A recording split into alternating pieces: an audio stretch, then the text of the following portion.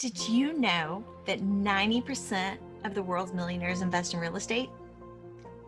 Well, I'm Angel with the Academy Presents Real Estate Investing Rocks, and I'm here to help you if you want to go for your piece of that pie. Do you use like a predictive index, or how do you how do you fit those personalities? Yeah, so two things. So we obviously use disc profile really, really heavily. However, we use a lot of our instincts of our head recruiters, because what's interesting is what I think may be a good fit for someone. So if I interview 5 candidates in the Philippines and I interview you and you go, this is what I need, this is what my personality is, I'd maybe go, hey, pick this one. But what's interesting is I don't live in their culture. I'm not there on a day-to-day basis. I don't know some of the ins and outs of their culture, and I didn't grow up in it. And so because we have such a rock solid recruiting team, they really can determine, hey, I can be the link here. And, so a lot of it's just intuition. The other thing is that it's backwards numbers. We go through about 2,000 applications a month right now to get and help place about 20 to 30 clients. And so just like if you were to hire someone right next door to you in your city, the key is if you get 5 applications, you're not going to have as good of a pool as if you get 2,000. So a lot of what people use us for is to tap into the network we've built, because I'll find way better talent out of 2,000 people than you will by going to, Craigslist Philippines and posting an ad that will get 5 responses. We have a better chance at finding you the right talent out of 2,000 than you do out of 5. 2,000 is massive. I mean, It's holy massive. night. I mean, I think this month alone, we've gotten 17,000 applications to work for us. And we're only going to help 20 to 30 of them and that's just how in demand the market is.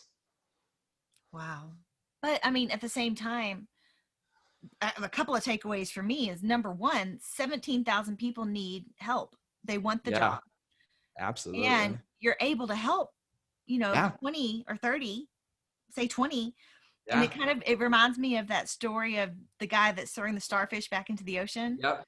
Absolutely. You can't help them all, but you help that one. And like, you're helping 20 or 30 people be really happy with what they do.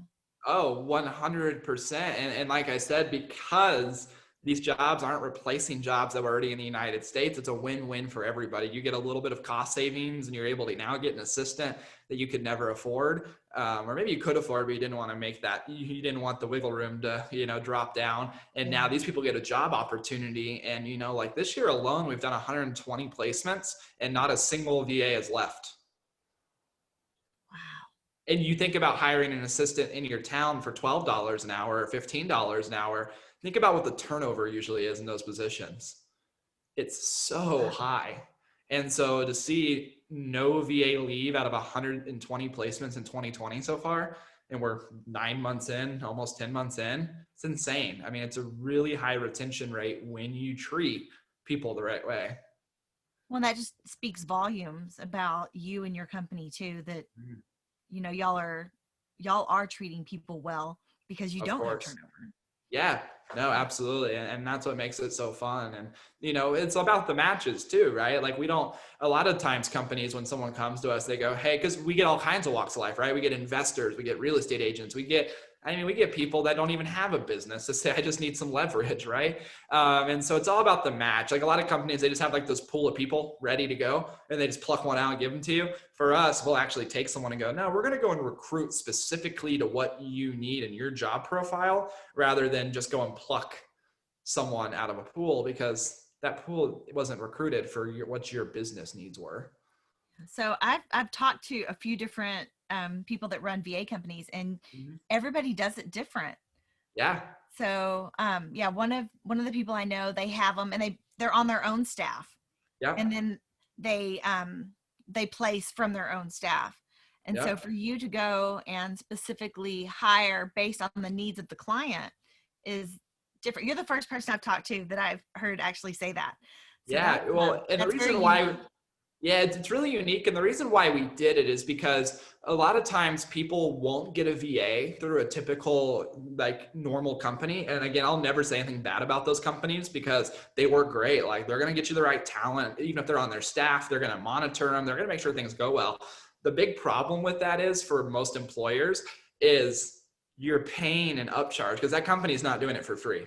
And so when you calculate cost of, even if they take $4 per hour, let's say they paid the VA 4 and they charge you 8, that gap of $4 over the course of 160 hours a month times 12 months ends up being a $10,000 to $12,000 check you're writing that company, which is okay because they're getting you good value, everything, things you probably couldn't do on your own.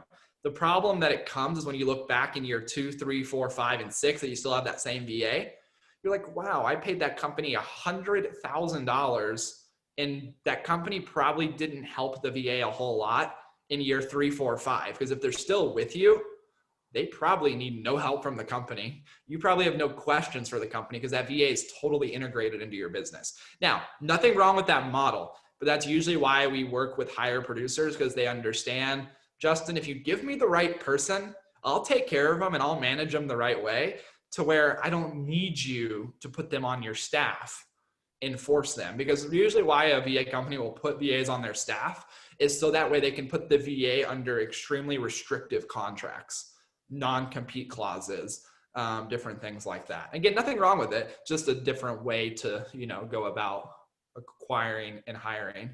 Yeah. So do y'all do like a monthly subscription, or how does your company work? Yeah, great question. So we take a model where we basically will charge our customers each month for the first 3 months. So we charge $1,000 for the first 3 months. Now, some people are like, wow, that sounds like a lot. But when you think about it is if you get a VA through us that costs you $4 per hour, $640 a month, the way that we operate is we charge $1,000 on our end for the first month and you pay the VA $640. So you're about $1,600 for your first month.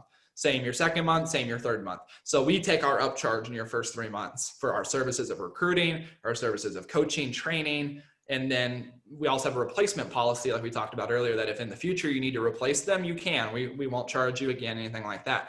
After month 3, the VA now is fully on your pay, but you don't pay us anymore. So we're no different than the typical company that would charge you $8 an hour for the first 3 months. And then we disappear after that going, hey, we've done our job. We found you the right person. We confirmed it. You'll know within the first 90 days whether it's the right person for you or not. We're going to train the VA. We're going to coach you on it. And if we get your nod of approval after 90 days that you're good to go, cool. VA's on your staff. We got you the tools you needed. You paid us $3,000 and now you're good. We made our money, but we're still there for you, right? So if 6 months down the road, they go, hey, Justin, our VA needs to be trained on this, we will help train the VA on that. We don't disappear. So we kind of compare our model to the typical real estate model, right? A real estate agent goes out there and helps a buyer find a home. They get paid a commission for what they're worth, but they don't take any more residual income for the rest of their life on that home. That's the way most companies work, is they'll go and say, hey, we have found you the VA, now pay us forever, right? We don't do that. We go, hey, we found you the right person. The only way we'll make more money off of our clients in the future is making sure they have such good success that they send us referrals, or that we help grow their business so much that they need a second VA, a third VA, a fourth VA, and so on. So. Wow. Yeah, no, that's great. I mean, personally, the people that we work with, we use word of mouth. Yeah. Because we want to know that, number one, people work well together. You don't refer someone that you're not going to work well with. Of course. But number two, it's just making sure that you're using people that have a good track record and have a good reputation. So absolutely. That's a really awesome way to do that. Yeah. I always tell people we can't hide behind contracts. A lot of times companies will sign up someone and you'll be dissatisfied with your VA in the first month. And, they're going to help you, but they're not in a big rush because you signed a contract for 11 more months, whether you like the services or not. You're on the hook for $8 an hour, which is $1,400 a month for 12 months, whether you like the services or not. For us, it's like, no, if you don't like the services, you can quit anytime. Like you have no obligation to keep going. Wow. So, yeah, I've honestly doing these episodes has been so cool because I've learned so many different ways that people are making a life for themselves. Mm-hmm. And it's really neat to see how unique everyone's approach is. It is. No, this is this is really cool. Yeah. So I'm like, wow. Yeah. No, so I love it. Yeah. And just like, so we have a production team and we love our production team. They're Yep. awesome. And so to think about like other people that are using VAs for their production teams or using VAs for all their graphics and their socials, and honestly, it's a little scary because you said, you know, like they can do your socials, they can do like, Yeah, they can pay your bills, they can do all this stuff. And it's like having someone control that much of your life is a little scary. I mean, it how do you, is. Yeah. I mean, it really is. I mean, like when it comes to like production for us, when I like, you know, I just started a podcast 30 days ago and we're already 100 episodes in 30 days. And the reason why, how we were able to do that is I told my VA, I said, every time I shoot a podcast, this is exactly how it's going to look. We're going to put on every podcast, it's recorded on Zoom, just like this. On the upper black, we're going to put this. On the lower black, we're going to put this. The logo is going to go right in between us, probably right there. It's going to go right in between the two faces. And we are going to repeat that as fast as we can. And we're going to keep quality. We're going to keep doing things. But what I did is I hired a VA and his only job 40 hours a week for me is podcast. That's it. And so because I knew that if I did 100 episodes, I would well make my $640 a month back on him. And so as you grow, you can really niche down, right? It's harder to relinquish control when your social media VA is also paying your bills, because that's a totally different person usually. But as you grow and you can niche down going, hey, so I have a VA that's my house manager. She watches my cameras. So like, for example, whenever I need a cleaner to come, I'll pay for a cleaner. She'll manage the cleaner, tell the cleaner what time to come. All my doors in my home are on automatic lock. She'll unlock the doors as he goes room to room. She'll watch him to make sure everything's going good. And because I could go hire a really professional company at $40 an hour to clean my home, or I could pay someone that I know that needs some money and needs help, maybe not a professional cleaner. Maybe I don't trust them as much because I don't know them as well, but they just need a hand up in life. I can go hire them at $15, $20 an hour, save money. And my VA can kind of be my security check to make sure. So there's a lot of really unique things you can do when you have a staff of multiple people, you know, at your disposal to really grow your business. wow. And so, all right, a couple of people I've talked to said Yeah. that the toughest part for them when they got their VA was basically lining out everything they do that they're needing help with. Yeah. What do you suggest for like being able to do that and making sure you cover everything you need? Yeah, I mean, so what I do personally is I will buy an upgraded Zoom account, and then I will basically every day when I log in, starting about 5:30 in the morning, I turn my Zoom on and I just record my screen all day. That's all I do. I record my screen all day. Every single thing I'm possibly doing, I record. Because most likely, if I'm getting a VA to do something, it's something that I'm already doing. And so when I do that, every single workday, there's an 8-hour upload of going into Zoom Cloud every single day, 8 hours of Zoom. And what I like about that is I'll tell a VA over time, like, hey, last Thursday, I did this thing on my computer that I need you to learn how to do. Can you go pull it and watch it? Right. And so building out the training library, things like that. I mean, for most people, they try to jump in and have the VA do everything. You don't need to do that. You're only paying $640 a month for a full-time person. Go find the 10 most important things that you don't want to do anymore, or 10 things that you're not doing in your business that you need to be doing, and just teach the VA how to do that to start, right? Don't worry about making them do everything right away. Wow. So I think the other reason why people put pressure on themselves is if they go through a typical VA company, which again, nothing wrong with them. You know, a lot of times they're charging $2,000 a month for a VA that they're only paying $2, $3, $4 an hour. And so you feel a pressure of a $2,000 bill when the reality is the VA is only getting 640 of it. And so you're putting this pressure on yourself to get the VA to perform faster because you're seeing $2,000 come out of your checking account each month to XYZ company. With us, when we do the direct sourcing, you're like, you can almost justify, you know, it might sound kind of odd, but you can almost justify not putting pressure on yourself. Like, for example, I went out to a bar last weekend and I think I spent $150 between me and a few friends. And in my head, I had just got done the previous day complaining that I didn't have a virtual assistant to do a certain task in my business. Yet I just went out and spent 25% of their salary in less than an hour. And then the next day I went and bought some shoes for $150. And then when I look back at my week, I said, wow, I just spent $300 and I didn't even think about it. And that was half of a full-time person. I could have had 20 hours in my week back if I would have not made those two choices. And so I started to look at life a lot differently. Oh, my 3 subscriptions of $50 each, it's another 25% of someone's salary, right? And so that's where I ended up getting to 14 VAs on my own, because I started to eliminate things out of my life to go, going to the bar one less time of the month and spending $200 less a month, that's half a full-time person. So I can't complain that I don't have time anymore for these things. Wow. So the only thing you're limited by is the fact that there's 24 hours in a day. Absolutely. That's it. Absolutely. And so, and you know, the other thing too is like a lot of my team members, they'll start off at $2.50 an hour. Like no matter what someone says, they'll always go, Justin, that just seems so low. Well, the reason why the story is in their head that seems low is because they're getting sold products by the typical company that's charging them 7, 8, or 9.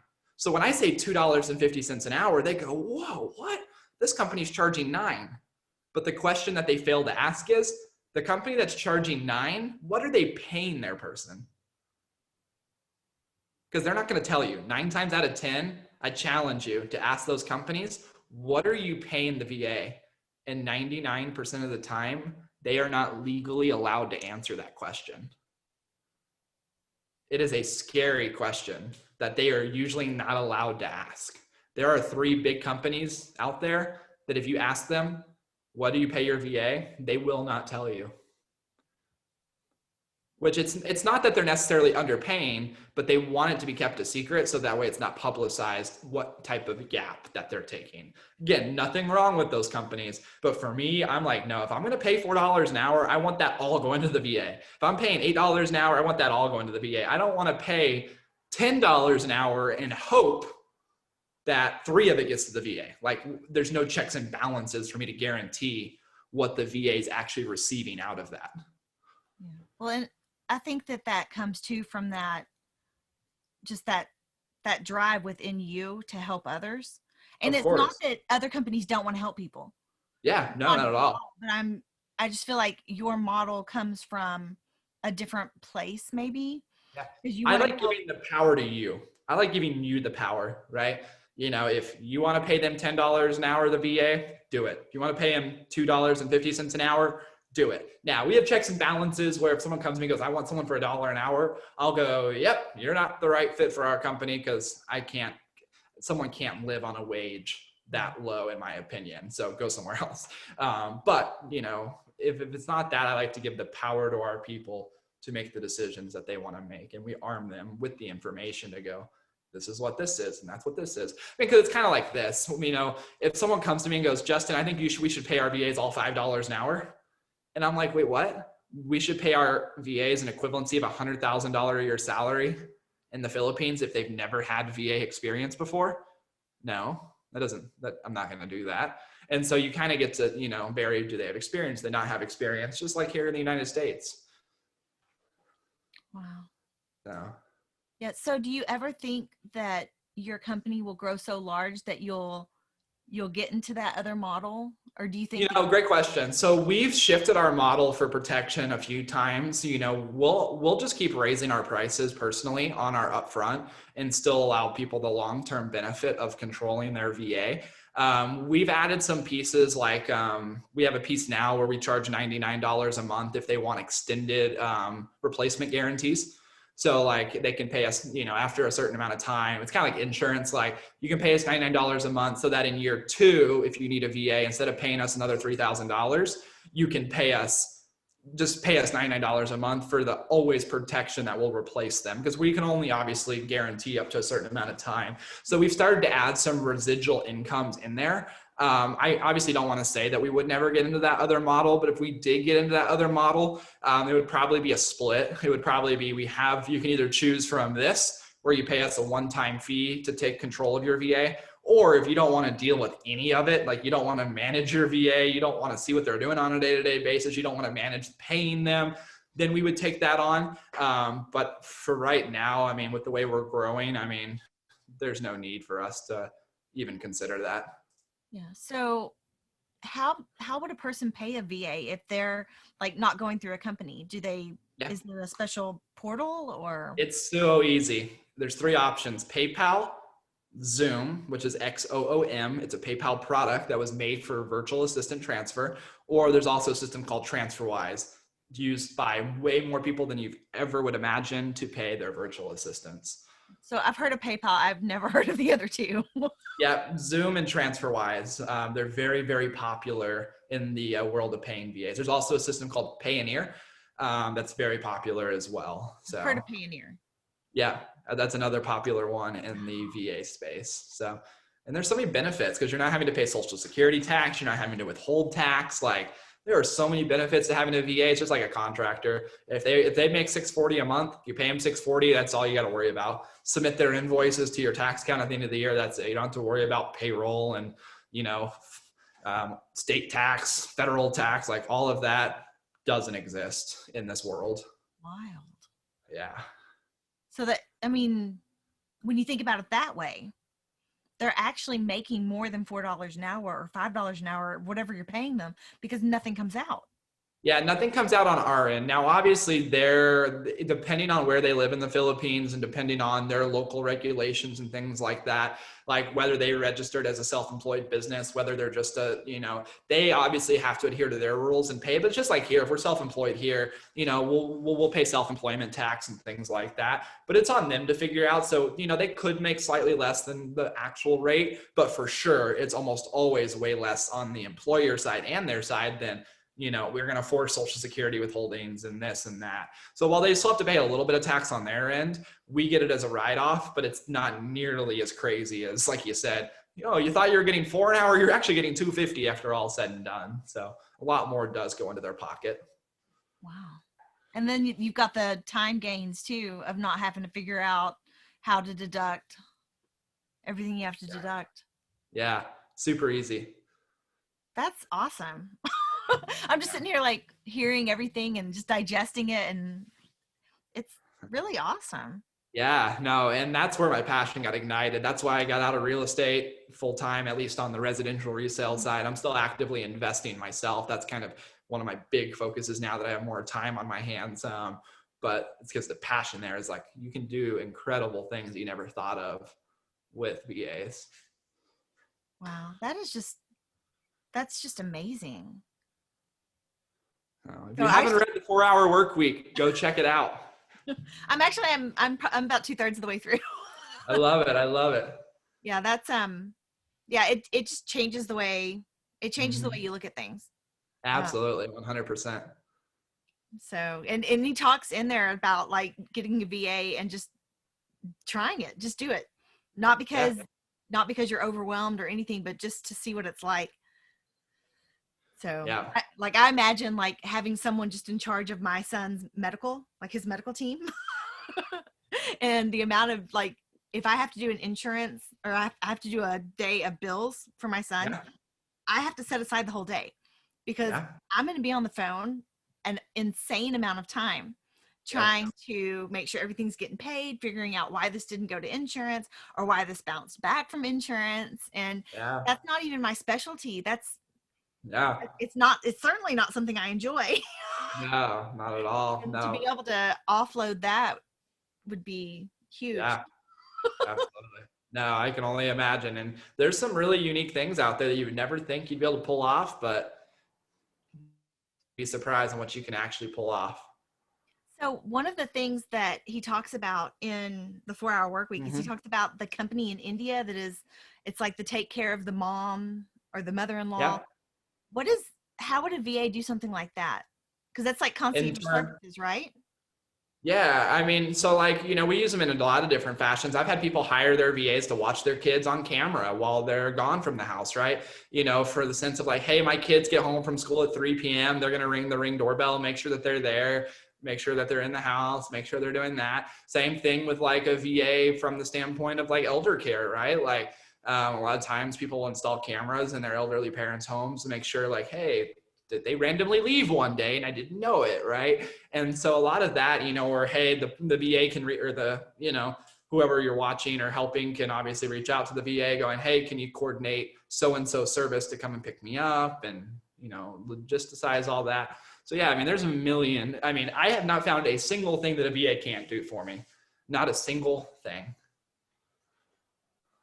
That is This usually takes some creative thinking. that is massive. I mean, my VAs do my grocery shopping for me. So, I mean, so I'm very OCD about my fridge. My VAs know where everything goes in my fridge. So once a week, I take a picture of my fridge and I send it to my VA. I honestly don't even look at what's in there, what's not in there. I just take a picture.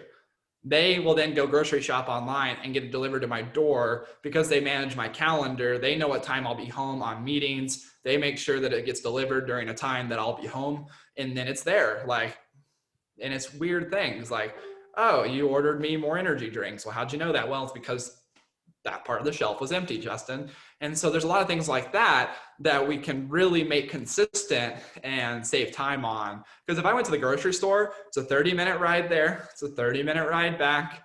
I love to shop for food. I will literally buy triple what I actually need. And then I get distracted on the way back. I'll end up driving to Sonic and then McDonald's and then 5 other places. And then I'll see a massage parlor and I'm like, I need a massage. I'm stressed today. And then I come back and I'm like, the $500 bill I just spent for going grocery shopping for what I thought was $50 worth of food. But when it's delivered to my house and I'm on calls like this, where I get to give value and get to connect with awesome people like yourself, that moves the needle in my business forward. And it's my true passion. Me going and getting trapped in the McDonald's Sonic line on the way to get groceries is not my passion. So I will all day pay someone $3 an hour to coordinate all that by me just taking a picture. I mean, I could almost take a picture from here of my fridge if it was open, and that'd be done. Everything else would be taken care of. You ought to get that Samsung fridge that has like the picture. I'm like, yeah, I was like, I could, but then it would, like, you could probably get as fancy as like having an auto tell your people what's gone. But I'm like, yeah, let's take a picture. Well, you could probably have your VA like order you a new fridge, the Samsung fridge or whichever fridge it is that takes the picture, and have it installed while watching to make sure nothing else is misplaced. 100%.